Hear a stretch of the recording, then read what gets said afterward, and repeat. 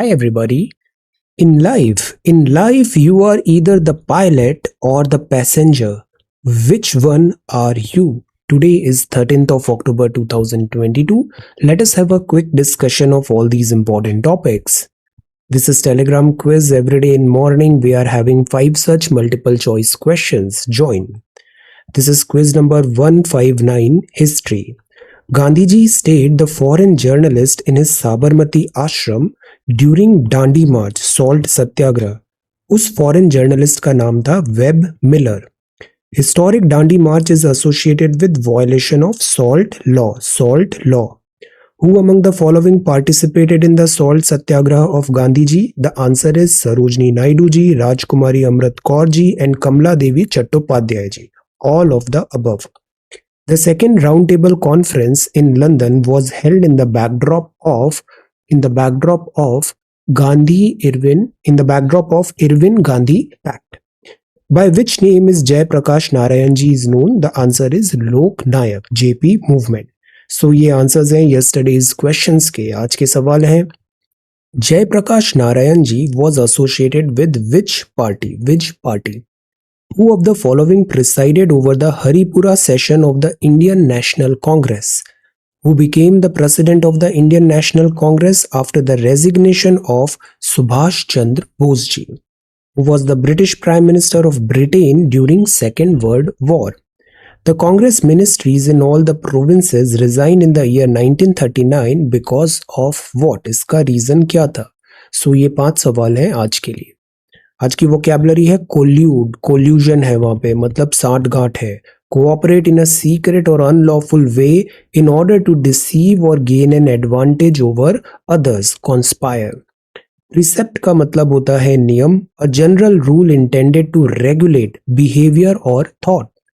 Adamant है, adamant का मतलब है हठी है, रिफ्यूजिंग टू बी परसुएडेड और to change one's mind. Flexible नहीं है वो. कोरोबोरेटिंग का मतलब होता है किसी चीज की पुष्टि करना. कंफर्म और give support to. Confirm, verify, endorse. Immaculate का मतलब होता है निर्मल, स्पेशली ऑफ अ पर्सन या फिर क्लोथ्स जो परफेक्टली क्लीन है, नीट है, टाइडी है, स्पॉटलेस है, प्रिस्टीन है. सो ये वोकैबुलरी वर्ड्स हैं आज के लिए. If you come across any other important word, write down that word along with its meaning in the comment section down below. So ये सी सेट है. सी सेट में look at this graph and try to answer these 3 question 1, 2 and 3. Then जो 4th है वो भी general mental ability का है. 4 routes हैं to travel from city A to city B. 6 routes हैं from city B to city C. So how many routes are possible to travel from A to C? तो ऐसे 4 सवाल यहाँ पर है. Then this is 13th of October का answer writing. Prepare a note on the Dravidian style of temple architecture. Last class में हमने नागारा पढ़ा था. इस बार हम Dravidian style of temple architecture पे एक शॉर्ट नोट बनाएंगे. देन हमें एक पॉलिटिकल मैप बनाना है साउथ एशिया का, बिकॉज ये जो सेंचुरी है इसको एशिया की सेंचुरी बोला गया है. एशिया की सेंचुरी में भी south Asia is very important. इसमें आप साउथ ईस्ट एशिया भी कवर कर लेना. एंटायर साउथ एशिया का एक पॉलिटिकल मैप यहाँ पे ड्रॉ करने का कोशिश करिए. This is very important. Political map, अक्सर इससे मैपिंग पूछा गया है प्रीलिम्स में. This is important. एक बड़ा अच्छा सा neat and clean map draw करिए. कंट्रीज देखिए, उनकी कैपिटल देखिए, कोई इंपॉर्टेंट ज्योग्राफिकल फीचर दिख रहा है तो आप इसको ज्योग्राफिकल फीचर्स भी यहाँ पे ऐड कर दो. बट इस मैप को आज इसे अच्छे से आप ड्रॉ करो. इसके लिए आप अपने मैप का यूटिलाइजेशन कर सकते हो. ऑक्सफोर्ड का एक अच्छा मैप आता है, स्टूडेंट एटलस. इसके अलावा एक गूगल अर्थ होता है, गूगल अर्थ. इसको आप इंस्टॉल कर लो अपने मोबाइल में. This is also very interactive. So ये 2 सवाल हैं आज के लिए. आंसर राइटिंग के बाद आपको इसे इस वेबसाइट पे अपलोड करना है. सारे जितने भी सबमिशंस होंगे I will review all of your answers. Okay. और आज towards the end of video हम 10th ऑफ अक्टूबर के जो सवाल थे, 10th ऑफ अक्टूबर के जो सवाल थे, इन सबको हम यहाँ पे आज डिस्कस करेंगे. इन सबको आज हम 10th ऑफ अक्टूबर को we will discuss. Okay. So now let us come to social media. So social media में सितंबर मंथ था, इसको पोषण माह भी कहा गया है. पोषण माह. पौष्टिक खाएगा इंडिया तभी तो बढ़ेगा इंडिया. यू नो, हेल्थ का एक सबसे इंपॉर्टेंट क्राइटेरिया होता है आप किस तरीके का खाना खा रहे हो. फूड इनटेक, ये डायरेक्टली डिपेंड करता है, डायरेक्टली इम्पैक्ट करता है योर हेल्थ को. अच्छा खाना proper rest and exercise. These three things are essential. ज़्यादा स्ट्रेस भी नहीं लेना चाहिए वरना फिर परफॉर्मेंस आपका खराब होता है, एग्जाम प्रिपरेशन आपका इम्पैक्ट होता है. So you all have to take very good care of your health. पौष्टिक खाएगा इंडिया तभी तो बढ़ेगा इंडिया. सो ये अभी जैसे मिलेट्स है, मिलेट्स कौन सा ईयर डिसाइड हुआ है? Tell international year, which year is been decided as international year of millets? Millets मोटा अनाज. मिलेट्स के आप कुछ एग्जाम्पल्स भी बताइए, क्या एग्जाम्पल्स हैं मिलेट्स के? देन ये है टॉयकाथॉन. हैकाथॉन क्या होता है? गवर्नमेंट एक प्रॉब्लम थ्रो करती है पब्लिक को और पब्लिक से पूछा जाता है इसके इनोवेटिव सॉल्यूशंस निकालो. ये है टॉयज. ट्रेडिशनल टॉयज हैं जैसे निर्मल टॉयज एटसेट्रा हमने देखे. तो ये जो टॉयज होते हैं ना, इनका ट्रेडिशन जो है वो ऑन डिक्लाइन है. ट्रेडिशन ऑन डिक्लाइन है. प्लस जो इसके लोकल आर्टिसंस हैं उनको एक सस्टेनेबल लाइवलीहुड दिलाना एक बहुत बड़ा चैलेंज है. And not only challenge, this is a responsibility as well. So that is why ये टॉयकाथॉन है. इनोवेटिव सुझाव से खिलौना उद्योग, बच्चों को खिलौने बहुत पसंद होते हैं. इनोवेटिव सुझाव से खिलौना उद्योग के साथ साथ देश में स्वच्छता अभियान को मिलेगी नई दशा. तो स्वच्छ भारत मिशन की ये पहल है, इसमें योगदान दें. अकॉर्डिंग टू यू टॉयज को, बिकॉज ये अभी काफी न्यूज में है, प्राइम मिनिस्टर साहब ने इसे मन की बात रेडियो में भी काफी हाईलाइट किया था. ये जो टॉयज हैं, लोकल टॉयज हैं, हमारे आर्ट एंड कल्चर में भी पढ़ते हैं, इनको हम किस तरीके से इनोवेट करें, किस तरीके से वापस इन्हें हम एक सक्सेसफुल बिजनेस मॉडल में कन्वर्ट करें, because this is a question of their livelihood. Answer, इसमें आप क्या इनोवेटिव सुझाव दे सकते हैं? टेल. देन मध्य प्रदेश का कौन सा पहला ऐसा कॉलेज है जहां मेडिकल की पढ़ाई हिंदी में शुरू की जाएगी? हिंदी में शुरू की जाएगी. MBBS अब हिंदी में होगा, हिंदी में होगा. देन ये है मिल्खा सिंह साहब. आपने कहा है you can achieve anything in life, you can achieve anything in life, it just depends on how desperate you are to achieve it. आप कितनी शिद्दत से उसको चाहते हो, it all depends on that. So again this actually works. Can you guess the name of this monument? नहीं, ये ताजमहल नहीं है, मिलता जुलता है बट ये ताजमहल नहीं है. Guess the name of this monument. Then आपको पता है एग्स की जब बात होगी तो इंडिया थर्ड लार्जेस्ट प्रोड्यूसर है ऑफ एग्स ग्लोबली, 122.05 बिलियन 2021 में. देन एग एक इंपॉर्टेंट सोर्स होता है प्रोटीन का. This is central zoo authority. Central zoo authority, zoo में वाइल्ड एनिमल्स को एट टाइम्स रखा जाता है. सेंट्रल जू अथॉरिटी वहां पे गाइडलाइंस, इंस्पेक्शन, ये सब काम वहां देखती है. Enforce minimum standards and norms for upkeep and healthcare of animals in Indian zoos, because animals are also live, they are living being. So उनका upkeep and healthcare को क्या standard follow करें. Control mushrooming of unplanned and ill conceived zoos. At times यहाँ पे बहुत atrocities भी होती है, क्रूएलिटी भी होती है, उसके लिए सेंट्रल जू ऑफ अथॉरिटी एक इम्पॉर्टेंट इंस्टीट्यूशन है. तो CZA is a statutory body.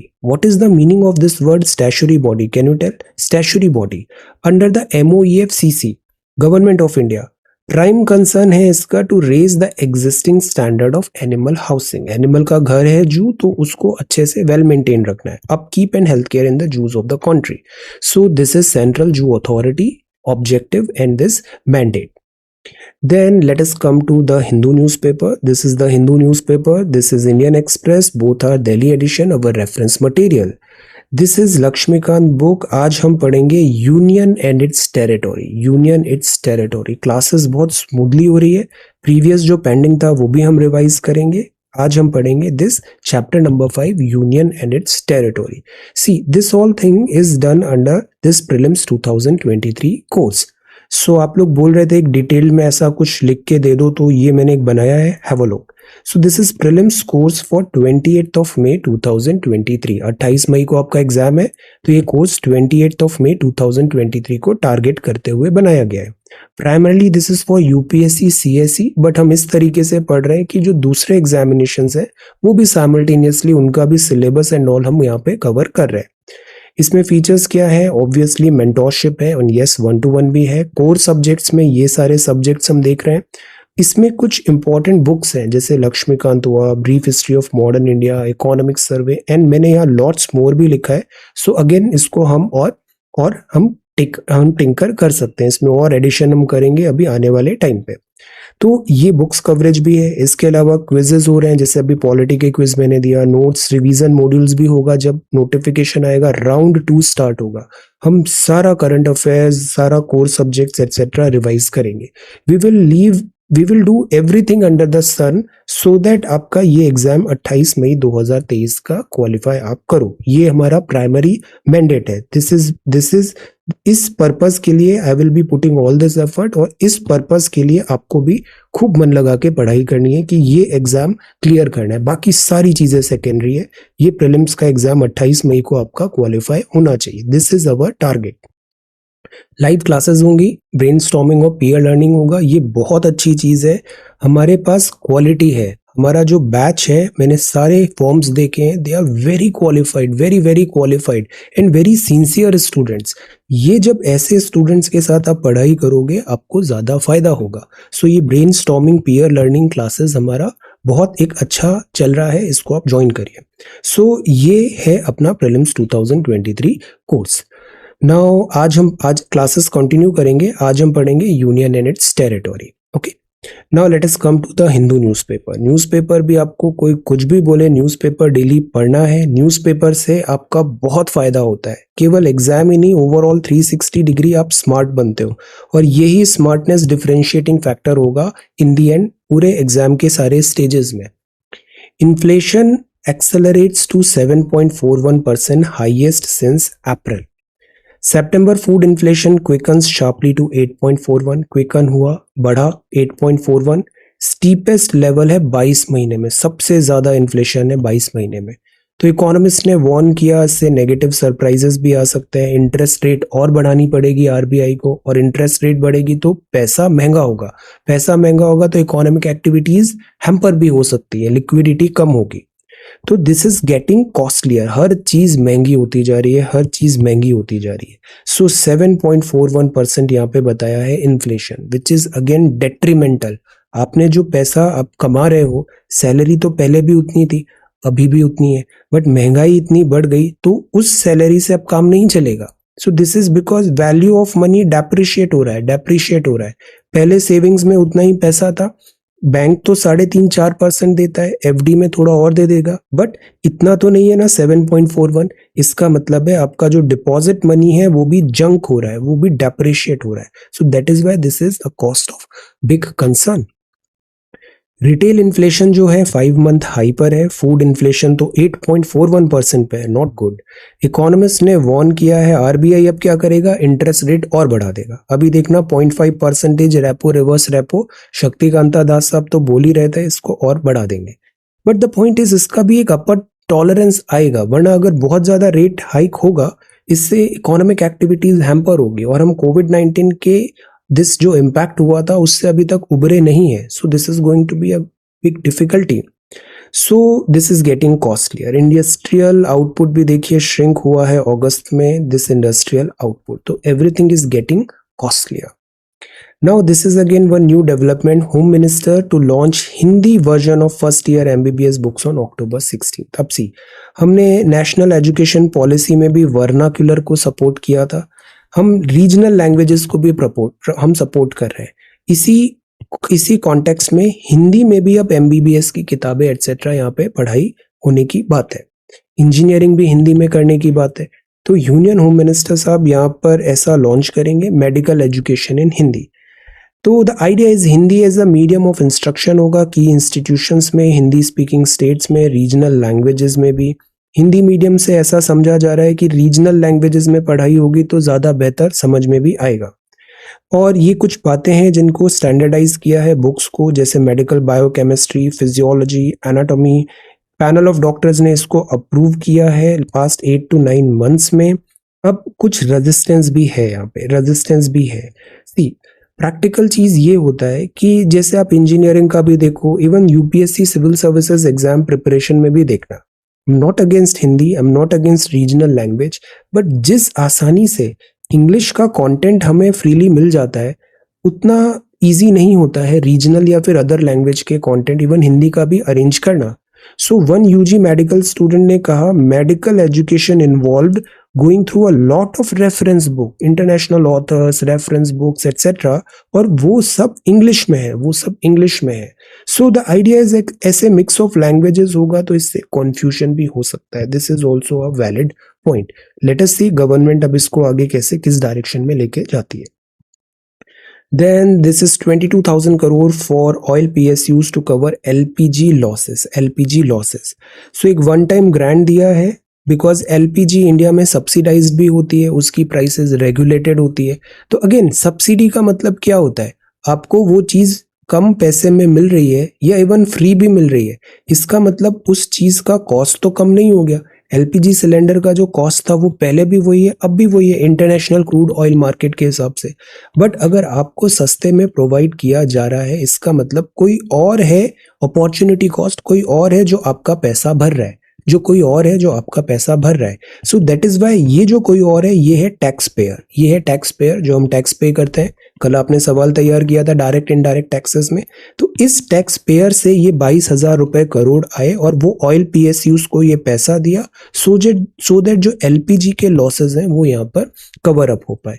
Again government की पॉलिसीज होती है, हमारे यहाँ DPSP है और हम वेलफेयर की भी बातें करते हैं। प्रीएम्बल में वेलफेयर है, equitable distribution 39B and 39C भी है, तो उन सब के तहत this is valid.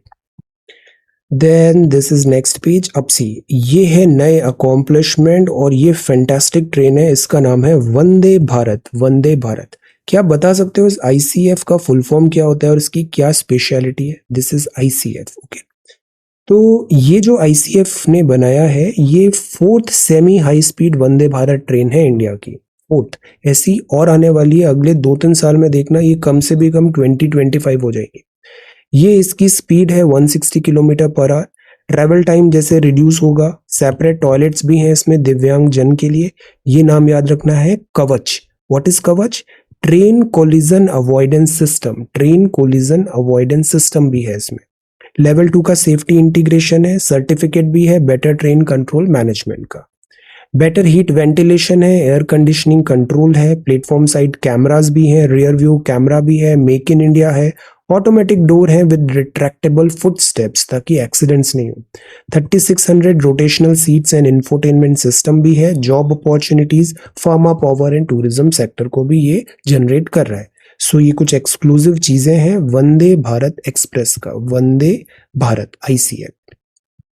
This news is also important, यहाँ लिखा है Tamil Nadu notifies India's first slender loris sanctuary. So this is slender loris, slender loris, ये पहला ऐसा सेंचुरी है तमिलनाडु में है और ये नोटिफाई किया गया है कदुवुर स्लेंडर लॉरेस सेंचुरी। ये करूर और दिंडुगल डिस्ट्रिक्ट के बीच में है। स्लेंडर लॉरेस क्या होते हैं? ये नॉक्टर्नल मैमल्स है। नॉक्टर्नल मैमल्स का क्या मतलब होता है? Tell what is the meaning of nocturnal mammal. और ये एर्बोरियल भी होते हैं। एर्बोरियल का भी मतलब बताइए, देखो ये कहाँ पे बैठा है, this is arboreal, arboreal. So nocturnal mammal का मतलब क्या होता है और एर्बोरियल का मतलब क्या होता है? So species act as a biological predator of pest. ये जो पेस्ट होते हैं इनको ये प्रेडेट करता है, इससे क्या होता है, एक बैलेंस बना होता है, बिकॉज ये पेस्ट फिर एग्रीकल्चर क्रॉप्स को नुकसान पहुंचाएंगे। सो ये जो स्पीशीज है ये एक फ्रेंड है फार्मर का। ये एंडेंजर्ड स्पीशीज है international union for conservation of nature में। एंड स्लेंडर लॉरेस का जो रेंज है, इकोलॉजिकल रोल्स है, ये टेरेस्ट्रियल इकोसिस्टम में बहुत सारा इकोलॉजिकल ड्यूटी ये परफॉर्म करता है। प्रॉब्लम क्या है? प्रॉब्लम है जो हर स्पीशीज के साथ आ रही है, इनका हैबिटेट डिस्ट्रक्शन हो रहा है, जंगल खत्म हो रहा है। कंजर्वेशन मिटिगेशन एफर्ट्स डालने की जरूरत है। स्टेट गवर्नमेंट ने इतना एरिया सर्टिफाई भी किया है, यहाँ पे सेंचुरीज भी है, तो this is again a significant development. At the same time India का पहला डुगोंग कंजर्वेशन रिजर्व भी है। ये कहाँ पर है? पाक बे में। ये सब इंपॉर्टेंट है मैपिंग के लिए भी और MCQ में भी। Dugong conservation reserve in the पाक बे। देन कजुवेली बर्ड सेंचुरी है विल्लुपुरम में। देन नंजारयन टैंक बर्ड सेंचुरी है तिरुपुर में। और 5th एलिफेंट रिजर्व है अगसत्या मलाई इन दिस। तो ऐसे 13 वेटलैंड्स भी डिक्लेयर किए हैं रामसर में। एंड तमिलनाडु पाइवेटल पोजीशन या वाइल्ड लाइफ कंजर्वेशन में एफर्ट्स डाल रहा है। अब सी यहाँ एक और पॉइंट ऑफ व्यू है, जैसे ये अगसत्य मलाई है, दिस इज अगेन पूरा इकोलॉजिकल सेंसिटिव एरिया है। ये जो है this is western Ghat, this is eastern Ghat. ये वेस्टर्न और ईस्टर्न घाट में एक कॉरिडोर है। So which national park act as a corridor between western and eastern Ghats? Western and eastern Ghats. Then this is editorial. First editorial है winter is coming. Winter is coming. India's growth impulse is slowing. The IMF warns worst yet to come. तो this is again little bit scary. IMF ने अभी world economic outlook report release किया. WEO world economic report is released by international monetary fund और as expected जो growth rate है वो कम करके बताया है. 2023 ऐसा लग सकता है कि रेसेशन आ गया है वर्ल्ड में. फंड ने कॉशन किया है और ये भी एक लाइन लगा दिया है कि the worst is yet to come. Tighter monetary policy होगी और इससे इन्फ्लेशन को हम कट करने की कोशिश करेंगे और इससे एनर्जी फूड का क्राइसिस भी आ सकता है. तो मनी जो पहले इतना इजी था वो अब इतना इजी नहीं होगा, स्पेशली स्टार्टअप्स एंड ऑल. अभी बहुत survival is going to be very difficult in next some time, in next few months, next few years in fact. So this is the second significant estimate of the World Bank. 6.5 पहले बताया था, अभी 7% है. Numbers में इतना नहीं जाना है. इंडिया में ऑब्वियसली आरबीआई नॉर्थ ब्लॉक के जो मैंडरिन्स है वो अब थोड़ा अलार्म्ड है. डाउनग्रेड हुआ है बिकॉज वीकर देन एक्सपेक्टेड आउटटर्न हुआ. डिमांड नहीं आ रही है, डिमांड नहीं आ रही है और सेंटिमेंट्स लो है. आगे क्या होगा nobody knows. Russia Ukraine conflict किस डायरेक्शन में जाता है नोबडी नोज. स्लो डाउन है चाइना में और इनसे कॉस्ट ऑफ लिविंग क्राइसिस भी आ सकता है. तो the idea is money circulation impact हो रहा है. मॉनेटरी फिस्कल फाइनेंशियल पॉलिसी का मिस कैलिब्रेशन भी किया गया है. पॉलिसीज करेक्ट नहीं थी इंटरनेशनल लेवल पे भी, तो उससे अनसर्टेनिटी आई, ग्रोइंग फ्रेजिलिटीज है, फंड ने एम्फेसाइज किया. अभी सऊदी अरेबिया भी है. इंडिया सऊदी अरेबिया से तेजी से ग्रो करेगा, फास्टेस्ट ग्रोइंग इकोनॉमी होगा. अभी एक और न्यूज आ रही थी, बाइडेन ने भी वार्न किया है सऊदी अरेबिया को. तो मतलब जो यूएस और Saudi, OPEC because oil cut production कर नहीं रहा है, ओपेक प्लस ने अभी ऑयल का प्रोडक्शन कम कर दिया. ये प्रोडक्शन कम कर दिया, इससे इन्फ्लेशन और बढ़ेगा. और यूएसए में अभी मिड टर्म इलेक्शंस भी है, तो यहाँ यूएसए और ओपेक प्लस में रशिया भी आ जाता है. तो यूएसए सऊदी दोनों लॉगर हेड पे आ रहे हैं और सऊदी और यूएसए के बीच में थोड़ी एनिमोसिटी आ रही है यहाँ पे. Let us see. Biden administration वैसे भी थोड़ा डिफिकल्ट था on Saudi. And then Nomura की रेटिंग है, उसने ऑप्टिमिज्म बताया है. Let us see. The whole idea is ये जो वर्ल्ड इवेंट्स हैं, स्पेशली यूक्रेन क्राइसिस किस डायरेक्शन में जाता है, ये डिसाइड करेगा कि अभी इकोनॉमी की ट्रेजेक्टरी क्या होने वाली है. प्री पैंडेमिक ट्रेजेक्टरी वापस आएगी, बेटर क्वालिटी ग्रोथ होगा, इंक्लूसिवनेस होगा, aspiration of millions of youth etcetera, demographic dividend utilise होगा. Let us see. So country के पास एक स्मॉल विंडो है और इस जो अभी इंडिया, बिकॉज इंडिया अभी भी 6.1% पे और नियरेस्ट हमारा फिर नेक्स्ट चाइना 4 पे और बाकी सब तो बहुत कम है, 1 और 2 नेगेटिव भी है. इंडिया की जो अपॉर्चुनिटी है इसको कैश इन करना चाहिए. Minister's assertion that India had managed to rein in inflation, it is not a priority concern, may have been premature. अभी इन्फ्लेशन के लिए we should be alarmed. Guards down नहीं करने चाहिए. Winter is coming. We should be well prepared.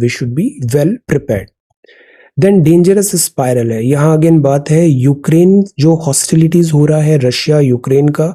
कर्च straight जो bridge अभी attack हुआ, उसके बाद रशिया ने मिसाइल्स लॉन्च किए एंड देन ये जो टेंशन है ये थोड़ा एस्केलेट होता नजर आ रहा है यूक्रेन एंड रशिया का.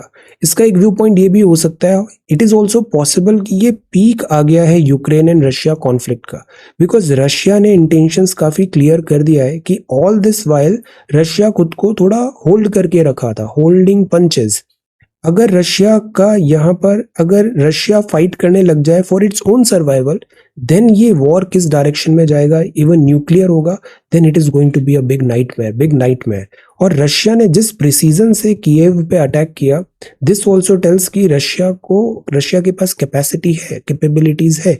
और यूक्रेन जो है वो प्राइमरली जिस तरीके से वॉर मॉन्गरिंग का एक कल्चर आ रहा है, वॉर मॉन्गरिंग का, और यूक्रेन एक्चुअली एक पपेट बन गया है. Actually this is not a Russia Ukraine crisis, this is a Russia NATO crisis और in particular Russia USA crisis. So this again जो वॉर मॉन्गरिंग है ये अगेन एक बहुत बड़ा दिस कॉज ऑफ वरी है. बिकॉज वर्ल्ड वॉर 2 में भी हमने देखा था, वर्ल्ड वॉर 1 के टाइम पे जो वर्साइल का ट्रीटी हुआ, वर्साइल के ट्रीटी में जिस तरीके से ह्यूमिलिएटेड फील हुआ, तो उस टाइम पे जो जर्मन्स थे, ordinary Germans, they were like infuriated and they were like war mongering बहुत ज्यादा था।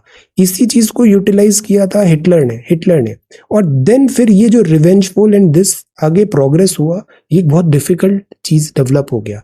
अब इसमें जो वेस्ट का अपीजमेंट पॉलिसी है और इंटरनेशनल इंस्टीट्यूशंस वहां पे वर्क नहीं कर पा रहे, this is also one thing. तो यूनाइटेड नेशंस का भी ये टेस्ट ऑफ सर्वाइवल है। अगर वर्ल्ड वॉर 3 होता है तो यूनाइटेड नेशंस की ऑब्वियसली क्रेडिबिलिटी यहाँ पे काफी खराब हो जाएगी। So let us see, good sense should prevail. और वॉर में कोई ब्लैक एंड व्हाइट नहीं होता है, Russia, Ukraine, everybody, good sense should prevail and इसको वर्कआउट होना चाहिए। रशिया का फायर पावर है अभी भी। ग्रुप ऑफ 7 ने अब बोला है vow to undeterred support for Ukraine, undeterred support for Ukraine as long as it takes. Let us see, Ukraine जो है यहाँ पे क्रीमिया हुआ, देन दिस जो इम्प्रैक्टिकल है, Russia might not leave this Crimea because in the past Russia ने actually gift किया था क्राइमिया यूक्रेन को और फिर 2014 में वो वापस ले लिया। और बाकी जो 4 और यूक्रेनियन प्रोविंसेस है वहां पर भी अभी रेफरेंडम हुआ, उसको भी एनेक्स हुआ है रशिया में। Let us see, this is very dangerous situation. Europe का सबसे डेंजरस अभी टाइम है आफ्टर सेकेंड वर्ल्ड वॉर। 1962 में भी ऐसा ही हुआ था। तो अगेन यूएसए शुड अंडरस्टैंड, जिस तरीके से क्यूबा जो फ्लोरिडा की प्रॉक्सिमिटी था, क्यूबा में जब रशियन मिसाइल्स आई तो यूएसए ने इसको बहुत बहुत केयरफुली यहाँ पर एक स्ट्रॉन्ग फ्रंट पोज किया। तो सिमिलरली अगर यूक्रेन में अगर यूएसए की मिसाइल्स आएगी तो Russia is also like entitled to defend, this is also one theory. So let us see, Ukraine का न्यूट्रलिटी, अगर यूक्रेन नेटो में ज्वाइन करता है देन क्या होगा, this is a very dangerous situation. The court and the problem with its collegium, court and the problem with its collegium, collegium का normal बात है। अब नेक्स्ट अभी अपॉइंट हो गए, लेटेस्ट वेट, इसके बाद आगे क्या डिसीजन मेकिंग होगा जस्टिस चंद्रचूड़ के टाइम पे, विल सी। तो दिस इज कोलेजियम सिस्टम। इसमें क्या होता है कि जो अपॉइंटमेंट है जुडिशरी का, ट्रांसफर एटसेट्रा है, वो एक कोलेजियम होता है सीजेआई और सीनियर मोस्ट जजेस का, वो ही आपस में डिसाइड करके नॉमिनेट करते हैं, लिस्ट सेंड करते हैं, गवर्नमेंट उसको बस अप्रूव करती है और प्रेसिडेंट फिर वो अपॉइंटमेंट और ट्रांसफर कर देते हैं। तो दिस इज कोलेजियम। प्रॉब्लम ये आता है कि ये collegium at times non transparent नजर आता है, फेवरेटिज्म भी एट टाइम्स चार्जेस लगे। The war against illegal goods, India fight, COP27, इसमें कोई नई बात नहीं है, जो अभी तक हमने पढ़ा है वही चीजें हैं। ग्लोबल टेम्परेचर राइज हो रहा है और इसमें हमें, it is not a responsibility of one person, it is everybody's responsibility इस टेम्परेचर राइज को कंट्रोल करे। नॉर्मन बोरलो ने जैसे ग्रीन रिवॉल्यूशन किया, ग्रीन रिवॉल्यूशन से काफी लोगों को, हम शिप टू माउथ थे, फूड इंडिपेंडेंट हुए, बट इससे एनवायरनमेंट कॉस्ट भी था, इसका एनवायरनमेंट कॉस्ट भी था। टेक्नोलॉजी ऑप्टिमिज्म अभी भी है, पहले भी ऐसी बातें हुई थी, जैसे क्लब ऑफ रोम मैंने लास्ट क्लास में बताया था 1972। इससे पहले भी एक थ्योरी आई थी कि फूड ग्रो होगा एपी से और जो पॉपुलेशन ग्रोथ होगी वो जीपी से माल्थस थ्योरी। और बट टेक्नोलॉजी इतनी तेजी से आगे बढ़ी कि हमने फूड भी जीपी कर दिया, तो बैलेंस आउट हो गया। आगे भी टेक्नोलॉजी का रिक्वायरमेंट होगा। टेक्नोलॉजी से हम नया इलेक्ट्रिसिटी जनरेशन करें जो नॉन पॉल्यूटिंग हो, क्लीन एनर्जी हो, कार्बन कैप्चर कर सकते हैं हम, कार्बन एटमॉस्फेयर से निकाल दो, CO2 निकाल दो तो ग्लोबल वार्मिंग कम हो जाएगी। ऐसे प्लान्स हैं। सो द आइडिया इज कि हम जैसे आर्टिफिशियल मीट की भी बात होती है, आर्टिफिशियल, हम जैसे एग्रीकल्चर है उसमें भी हाइड्रोपोनिक्स वगैरह बहुत सारी चीजें आ गई है। So we could be become more efficient, climate friendly बन सकते हैं और इसके लिए टेक्नोलॉजी को आगे आना पड़ेगा। ये कुछ नेचुरल सिंक्स हम बनाए। नेचुरल सिंक्स क्या होंगे, CO2 को एब्जॉर्ब कर लेंगे तो एटमॉस्फेयर में CO2 नहीं होगी, ग्लोबल वार्मिंग नहीं होगा। हमें जरूरी होगा नेचुरल सिंक बनाए, बायोडाइवर्सिटी बचाएं, इकोसिस्टम को रीस्टोर करें, जो साइक्लिकल प्रोसेसेस हैं, एक्सचेंज ऑफ गैसेस एंड सारा जो अर्थ में रिसाइकल होता है उस प्रोसेस को ब्रेक नहीं करें। इंडिजिनस पीपल के जो बातें हैं उसको सुने, सिम्टम्स को ट्रीट नहीं करें, जो रूट कॉजेज हैं उस पे हम सस्टेनेबल यहाँ पे चीजों को बढ़ाएं। तो कभी भी सिम्टमेटिक नहीं होना चाहिए कि आप केवल सिम्टम्स को एड्रेस कर रहे हो, आपको एक्चुअल जो रूट्स जो है उधर वर्कआउट करना चाहिए, वो ज्यादा सस्टेनेबल रिजल्ट्स आते हैं। प्रिपरेशन में भी 2 तरीके हो सकते हैं, या तो आप शॉर्टकट्स करो, शॉर्टकट से आपको इमीडिएट सक्सेस तो मिल सकता है, but this is a very highly competitive environment. इसमें जब तक आपके फंडामेंटल्स, रूट्स, डिसिप्लिन एटसेट्रा नहीं होगा, फायर पावर नहीं आएगा, it is not going to be that easy. So that is why I always say कि 360 डिग्री आप पढ़ाई करो। ये शॉर्टकट्स वगैरह एक्चुअली वर्क नहीं करते हैं। इस चीज को आप जल्दी सीखो, वरना कुछ टाइम बाद क्या होगा, ये जो आप कुछ टाइम बाद इस प्रोसेस में रहोगे ना, तो यू विल लाइक कि वो ग्लास फुल वाला एटीट्यूड भी आ जाता है और फिर आपका लर्निंग बहुत कॉम्प्रोमाइज हो जाता है। ऐसा नहीं करना है। Government extends grant to 3 oil PSUs, LPG losses, India का रिटेल इन्फ्लेशन एक्सेलरेट हुआ। अभी चाइना का वुल्फ वॉरियर इरा है। कोई भी पर्सन अगर वो ड्रिवन बाय नेगेटिविटी है, क्या आप ऐसे पर्सन को पसंद करोगे? कोई भी पर्सन अगर वो ड्रिवन बाय रिवेंज है, क्या आप ऐसे पर्सन को पसंद करोगे? कोई भी पर्सन जो बहुत एग्रेसिव है या फिर उसका बिहेवियर करेक्ट नहीं है, एक्सट्रीमली जजमेंटल है, ओवर्ट वो सेल्फ इंटरेस्ट ड्रिवन है, सेल्फिश इंटरेस्ट ड्रिवन है, then you will have difficulty. Word उसको पसंद नहीं करेगा। तो सेम चाइना के साथ प्रॉब्लम है, चाइना का wolf warrior era. It is very well understandable कि once upon a time China used to be a very big civilization और very wealthy civilization, rich heritage है। देन इसका डार्क फेज आता है जब इस पे जापानीज एट्रोसिटीज होती है एंड दिस ब्रिटिशर्स ने भी एट्रोसिटीज किया, ओपियम अडिक्ट बना दिया। ये डार्क फेज आता है, ह्यूमिलिएशन वाला फेज आता है। अब चाइना वांट्स, जो जैसे इनकी डेंग जियाओपिंग फिलॉसफी है, जाओ इन लाई फिलॉसफी, अभी शी जिनपिंग फिलॉसफी है, what they want to take that they do not want to forget that painful past and their all the actions are driven to like overcome this, justify कि अब हम revenge के साथ ऊपर उठेंगे and this and that. This is the cause of worry. Plus ये wolf warrior diplomacy है, overtly aggressive diplomacy है, तो ऑब्वियसली ये चीज पसंद नहीं की जाती है। तो चाइना की फॉरेन पॉलिसी जो है, अब इसमें एक तरफ तो वो बता रहा है saviour of the UN centred world है, ग्लोबलाइजेशन बिल्डिंग है, कम्युनिटी ऑफ शेयर्ड डेस्टिनी बता रहे हैं, और फिर जब चाइना के इंटरेस्ट की बात आती है तो फिर ये चीज आ जाता है कि कोर इंटरेस्ट आ जाता है, तो फिर एग्रेसिव हो जाता है। देन फिर यूनाइटेड नेशंस के लॉस फॉलो नहीं करते। Ask Philippines, ask Vietnam, south China sea launch of belt and road initiative था, तो इसमें भी चाइना ने चेक बुक डिप्लोमेसी किया, और ये जो छोटे नेशंस होते हैं इनको बैंक दिस डेट रिडन कर दिया। तो this is also one problem. Informal summits है, ममलापुरम में भी इंडिया ऑलवेज ट्राई कि एक फॉर्मल रिलेशंस हमारे रहे, अच्छे हेल्दी वर्केबल रिलेशन रहे, बट इसमें भी आप देखो जब गलवान क्राइसिस हुआ तो ये अगेन करेक्ट नहीं था। This is wolf warrior era. So that is why Indian prime minister का आप बात करो, चाहे वो पहले प्रधानमंत्री पंडित जवाहरलाल नेहरू जी हो 1962, इसके बाद सारे प्राइम मिनिस्टर और even present day prime minister Modi साहब, सबने यही कहा है, it is very difficult to trust China, this because of this attitude. Then the grandeur of the Chola Empire, one of the longest ruling dynasties in South Asia. Chola Empire huge था, even south east Asia में भी इनकी ships, naval forces etcetera बहुत dominate किया है इन्होंने, और इनका टेम्पल आर्किटेक्चर भी बहुत अच्छा है। साउथ के जो टेम्पल होते हैं, अब देखो थोड़ा स्टाइल डिफरेंट लग रहा है ना, नॉर्थ के टेम्पल्स थोड़े डिफरेंट है, साउथ के टेम्पल्स बहुत डिफरेंट है, इनका पर्पस डिफरेंट है। टेम्पल अपने आप में साउथ में एक सिटी की तरह रहता है, सिटी, इसमें सारे रिचुअल्स भी होते हैं, सारे फेस्टिविटीज भी होती है, मार्केट भी होता है, इट इज कॉरिडोर भी होता है, एक टैंक भी होता है, different activities, gathering etcetera. So this is build like a small city, और ये है साउथ के temples. Look at the architecture, this is so beautiful. तो ये है बृहदेश्वर टेम्पल इन तंजावर का बृहदेश्वर टेम्पल। अब आज का जो सवाल है वो सवाल यही है कि आप इस साउथ के जो द्रविड़न टेम्पल है, द्रविड़न स्टाइल, इस पे एक शॉर्ट नोट बनाइए, NCERT class 11 art and culture को भी रेफर करिएगा, this is really good. Know your English में है एंटीक और एंशिएंट क्या होता है, दोनों का मतलब है very old soul. Ancient is generally used of old things, periods and civilisation, जो बहुत पुराना प्राचीन एंशिएंट टाइम का है। Ours is an ancient civilization. Indian civilization ancient है. He is specializing in ancient history. Government is interested in preservation of ancient monuments. तो this is ancient. Okay? तो जैसे कोई पर्सन भी बहुत ओल्ड होता है, ओल्ड सोल है, तो हम उसको एंशियंट बोल देते हैं। Ram is a dealer in antique furniture, ये हम वस्तुओं के लिए बोलते हैं, जो पुराने ऐतिहासिक जो वस्तुएं हैं, एंटीक फर्नीचर।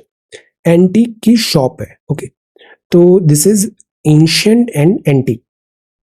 कॉम्प्रिहेंसिव का मतलब है जैसे कॉम्प्रिहेंसिवली तैयारी करना है, आपने सारे पहलुओं पे बात किया, बहुत डिटेल स्टडी किया, दैट इज कॉम्प्रिहेंसिव, सारे एस्पेक्ट्स कवर किए।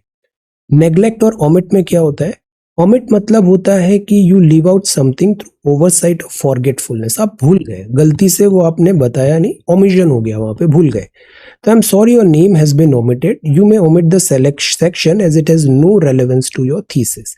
और नेग्लेक्ट का मतलब होता है डिसरेगार्ड, आपने केयर नहीं किया वहां पे। He is neglecting his health, health को नेग्लेक्ट कर रहा है, स्टडीज को नेग्लेक्ट कर रहे हैं जो कि नहीं करना है।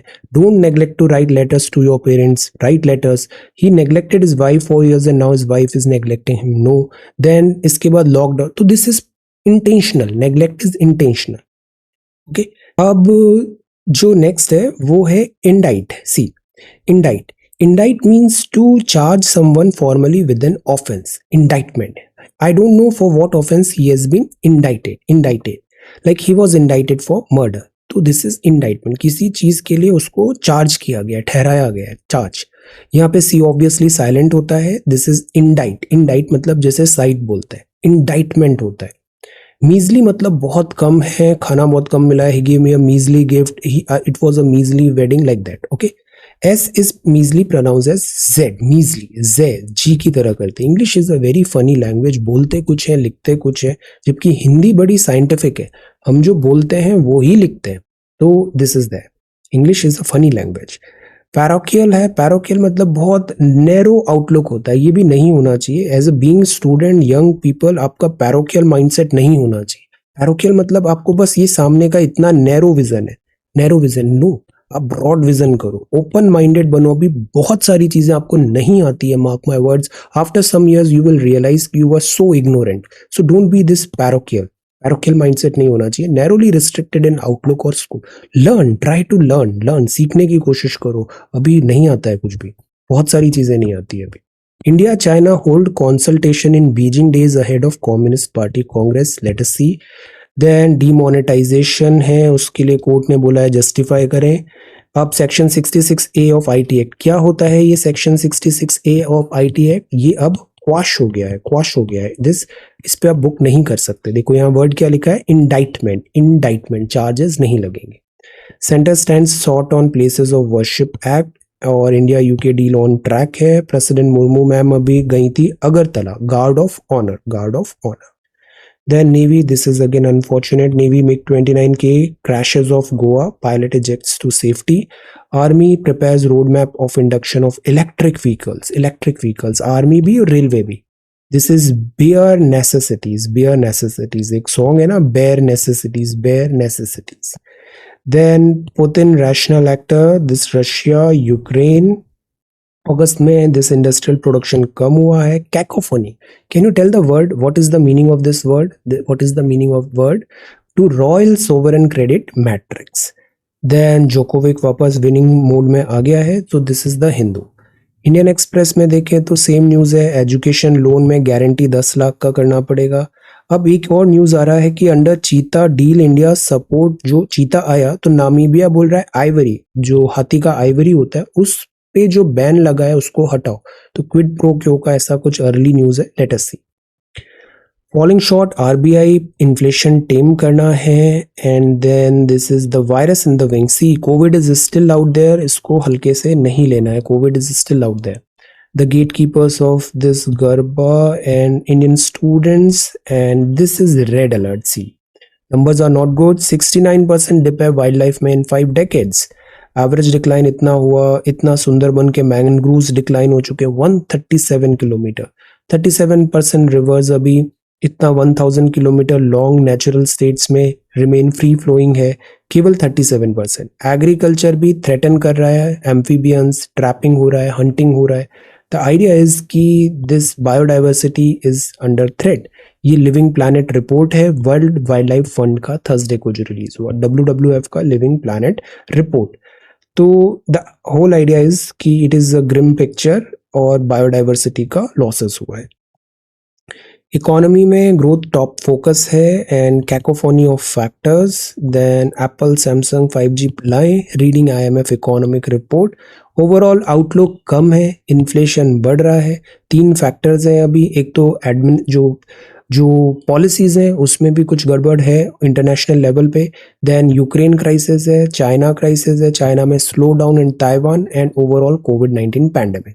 The whole idea is India को बहुत केयरफुल रहने की ज़रूरत है। डायबिटीज़, ये 2 वाइट क्रिस्टल्स होते हैं, सॉल्ट और शुगर, इनको आप छोड़ो, इनका यूजेज कम करो, मिनिमाइज करो इनका usages, you will see the difference.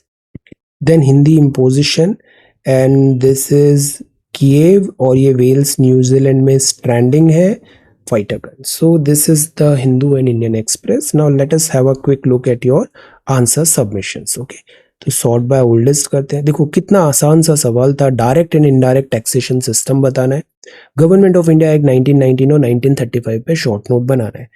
इस आंसर को आपने लिख लिया, देन ओनली इतना काम करने के बाद भी आप 99% स्टूडेंट से बेटर हो। I have seen so many students, आपको बिल्कुल वरी करने की जरूरत नहीं है। स्टूडेंट्स बहुत ज़्यादा जानते हैं, बातें करते हैं, ये चीज़ें बहुत आसान है, बट उसको लिखना सबसे मुश्किल काम होता है। और इवैल्यूएशन कैसे होता है पता है? इट डजंट मैटर कि आपको कितना आता है, आपका क्या क्वालिफिकेशन लेवल है, etcetera. It really doesn't matter. What matters is कितना साल पढ़ाई किया, कितने घंटे पढ़ाई किया, ये भी मैटर नहीं करता है। व्हाट मैटर्स इज कि इस A4 साइज में आपने क्या परफॉर्म किया है। यहाँ पे नाम भी नहीं रहता है यूपीएससी कॉपीज में। जब आप आंसर लिख के आते हो मेंस में, जो कॉपी चेक कर रहा है वो केवल आपकी कॉपी देखेगा और इसी कॉपी के बेसिस पे एक इंप्रेशन बनाएगा, इसी कॉपी के बेसिस पे नंबर देगा और इसी के बेसिस पे आपका सिलेक्शन होगा। सो दैट इज वाई मैं लिखने पे इतना जोर डालता हूँ, लिखना जरूरी है। So this is here. अब देखो नंदिनी ने कितने अच्छे से बताया टैक्स क्या होता है, डायरेक्ट टैक्स क्या होता है, दिस, देन कॉर्पोरेट टैक्स क्या होता है, सिक्योरिटीज ट्रांजैक्शन टैक्स बताए, डायरेक्ट टैक्सेस के टाइप्स बताए, इनडायरेक्ट टैक्स बताए, देखो सेल्स ड्यूटी। अब देखो लिखा ना तो चीजें ज्यादा समझ में आती है और वो सेटल हो जाती है, चीजें सेटल हो जाती है। आप किसी भी एल्डर से पूछो, अपने सीनियर पीपल से पूछो जो एक्चुअली जानते हैं सिस्टम कैसे चलता है, लिखना क्यों जरूरी है। दे विल ऑल्सो टेल कि आप लिखो, लिखना बहुत जरूरी है। ओके, तो बेनिफिट्स ऑफ जीएसटी, ये घंटों घंटों वीडियो देखना, it is not called studies. Entertainment is not called studies, this writing is called studies. Okay, Kirti, this is really good. See कितना अच्छे से लिखा है। अब देखो कितना अच्छा प्रेजेंटेशन है यहाँ पे, look at this copy, this is really good. सब कितना एफिशिएंटली बताया, टैबुलेट किया गया है। तो इसको पीयर लर्निंग बोलते हैं। ये पढ़ाई भी आइसोलेशन में नहीं होती है, ग्रुप में होती है। You bring something good in table, others will also bring something good in table, और फिर आपका सबका बहुत अच्छा प्रोग्रेस होता है। गुड। देन 1919 1935 भी कितना अच्छे से बताया, this is a very beautiful copy, wonderful. Then एस कौन ने भी बड़ा अच्छा लिखा है, शुभांगी ने भी बहुत अच्छा आंसर लिखा है। देखो राइटिंग भी कितनी अच्छी है इसकी, सी गवर्नमेंट ऑफ इंडिया 19, और कितना स्पेसिंग वगैरह कितना अच्छे से दिखा है, पढ़ने में कितना प्रेजेंटेशन अच्छा आ रहा है। कंटेंट तो सबने अच्छा लिखा ही है, फीचर्स ऑफ द एक्ट भी बताया, see very nice, see 11, very good, this is really good. Limitations भी बताए। अब ये चीज आपने लिख ली ना, ये चीज आपको ज्यादा टाइम तक रिटेन रहेगी। आपको एग्जाम टाइम पे बस इसके पन्ने पलटाने और ये सारी चीजें आपकी कवर हो जाएगी। सिमिलरली अलका ने भी देखो कितना अच्छा लिखा, सी डायरेक्ट डायरेक्ट इनडायरेक्ट क्या होते हैं, सी स्पाइरल कॉपी में भी है तो ये अच्छे से पूरा रिकॉर्ड भी रहेगा, सारा मेंटेन रहेगा। गुड, ऐसे आप लिखो and then show it to your parents, show it to some elders, they will appreciate this कि कितना अच्छे से आपने यहाँ पे पढ़ाई किया। This is really good, very nice. Piyush, अब देखो पीयूष ने भी आंसर राइटिंग रिज्यूम किया, I am so happy. Government of India act के बारे में बताया, रिफॉर्म्स बताए, सी 1935 चीज याद हो गई, अंडरलाइन वगैरह भी है, अब इसको रिवाइज करना है हमें। आशा ने भी लिखा, सारे पॉइंट्स लिखे, गवर्नमेंट ऑफ इंडिया एक्ट क्या होता है, सी 10 के 10 पॉइंट। साइमन कमीशन भी लिखा, कम्युनल अवार्ड सारा प्रिपेयर कर लिया। अब इसी से एमसीक्यू आएगा और आप उसका तुरंत जवाब दे दोगे। अब देखो शालिनी ने यहाँ पे अच्छे से बताया डायरेक्ट इनडायरेक्ट टैक्सेस क्या होते हैं। तो विजुअल्स, कंटेंट, ये सब चीजों पे आप ध्यान दो। ये एग्जाम बातें बनाने का एग्जाम नहीं है, ये एग्जाम फैंसी चीजों का भी नहीं है। सिंपल सिंपल चीजें करो, ओल्ड स्कूल एग्जाम में आपको ज्यादा फायदा होगा, एंट्रोपी भी क्रिएट नहीं होगी। और दिस जो अननेसेसरी आप स्ट्रेस्ड हो जाते हो, डिप्रेशन आ जाता है, कॉन्फिडेंस कम होता है, ये चीज करो, नहीं होगा आपको। Okay, Shubhangi, this is really good. Tax system देखो कितना अच्छे से आर्टिकल भी लिखा, आर्टिकल बहुत अच्छी कॉपी है आपकी, आप बहुत अच्छा करोगे मेंस में। See this is really good, very nice. See direct indirect taxes बताए, वंडरफुल। सत्येंद्र का कितना अच्छा कॉपी है, और हर दिन कॉपी बेहतर ही होता है, ये एक बहुत अच्छी चीज है। डे बाय डे केवल इंप्रूवमेंट नजर आ रहा है, दिस इज रियली गुड। प्रत्यक्ष अप्रत्यक्ष बताया आपने, सी देन इसके लाभ, तो ये लिखना भी आना चाहिए, वरना चीजें आपको बहुत आती है बट आप लिख ही नहीं पाओगे, लिख नहीं पाओगे तो उसका फिर again zero utility. Aditi, this is, अब अदिति भी is so good, this is so good parameter, इसको अच्छे से रिवाइज करो, फिर हम ज्यादा से ज्यादा एमसीक्यू सॉल्व करेंगे, आपको कोई डिफिकल्टी नहीं आएगी, कोई डिफिकल्टी नहीं आएगी। This is really nice. See then आपने यहाँ पे बताया गवर्नमेंट ऑफ इंडिया एक्ट के बारे में सारे पॉइंट्स, अब इन्हीं से एमसीक्यू बन जाएगा, तो जब हमने इसको अच्छे से पढ़ लिया तो एमसीक्यू भी करेक्ट होगा। इस बार हम अभी प्रीलिम्स में बहुत सारे एमसीक्यू सॉल्व करेंगे separately. Okay, Nandini, Nandini is again really good. See reforms बताए, कितने अच्छे से सारा कंसोलिडेट किया, this is very very simple. मुश्किल काम है एक्शन करना, एक्शन करना, very nice. Then Deepali, Deepali ने भी कितने अच्छे से, अब देखो ये ऐसा कुछ चार्ट बना दिया, आप भी बनाओ इतना, this is really good. Classification tabulate किया यहाँ पे, सी, तो इससे क्या होता है, विजुअल्स बेटर होते हैं, प्रेजेंटेशन बेटर आता है। Then government of India act के बारे में अब देखो कितना अच्छा टाइमलाइन है, कितना अच्छा टाइमलाइन है, इससे रिवीजन कितना आसान हो जाएगा। एग्जाम के एक दिन पहले बस इसको एक बार देखना है अच्छे से और आपका पूरा रिवाइज हो जाएगा, this is very beautiful. Then 35 का एक्ट है, good. Shalini, this is again so nice. See पूरा अच्छे से बताया प्रोविंशियल सब्जेक्ट क्या होते हैं। अब हम एक ही स्टैंडर्ड बुक फॉलो किया, जैसे हमने पॉलिटी लक्ष्मीकांत का, उसको पढ़ो, अपने शब्दों में यहाँ पे लिख लो, बुक भी तैयार हो गई और आपका कंटेंट भी तैयार हो गया, राइटिंग प्रैक्टिस भी हो गई। This is an efficient manner, efficient way. Ratna Priya, this is again very nice, आप भी बहुत हार्ड वर्किंग हो और आप बहुत अच्छे से पढ़ रहे हो, I am very happy. This is again really good. See geographical provisions, capital gain tax सब रिवाइज हो गया अच्छे से, standardised, good, very nice, this is really really good. Aarti, you are again really good. See concise है, copy to the point है, exam में more और less आप ऐसा ही लिखने वाले हो, this is really really good. Shubham, so consistent, quality and consistency, 1919 this, see सब यहाँ पे अच्छे से लिखा, 1935, बस अब एमसीक्यू भी गलत नहीं होगा, इजीली ये सारी चीजें हो जाएगी। Satendra, this is again really good. अधिनियम के बारे में बताया, राम नरेश ने भी बहुत, Ram Naresh is also really good. See कितने अच्छे से आंसर्स लिखे हैं, revise, revise and revise, write and study, and this is really really good. Neha, this is again so nice. See government of India act बताया, salient features, very good. अब इससे MCQ बनेगा और हमारा करेक्ट हो जाएगा, fantastic. Archana, this is again good. अब देखो एक कॉपी कितना प्रेजेंटेशन अच्छा हो गया ना, स्पेसिंग दिया हुआ है, जगह गैप है, हेडिंग सब हेडिंग है, learn this thing, indirect tax is good. See पढ़ने में कितना आसान आ रहा है ये copy, learn this thing, this is very good copy. Conclusion, Shikha, this is again good. बहुत ज्यादा फीडबैक का हमें जरूरत नहीं पड़ता है, आप लोग बहुत अच्छा कर रहे हो, बस आप करो, वर्क करो, अपने आप सब चीजें सही होगी।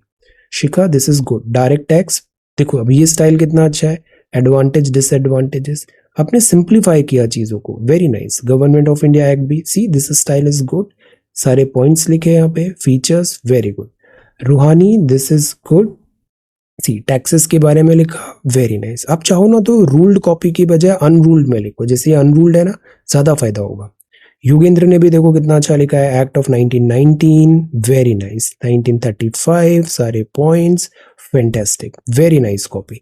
टाइप्स ऑफ, अब देखो ये सब चीजें कंसोलिडेट हो गई और जब हमने लिखा तो हमें जल्दी जल्दी लिखना भी आएगा, बहुत हेल्प करेगा ये आपको, मेंस में पेपर छूटेगा नहीं आपका। नूतन, आपकी कॉपी भी बहुत अच्छी होती है, आपका प्रेजेंटेशन, हैंड राइटिंग बहुत ऑसम है, दिस इज रियली नाइस। सारे पॉइंट्स लिखे, अब इसको रिवाइज करो, डॉट लगाने के बजाय 1 2 3 4 करो।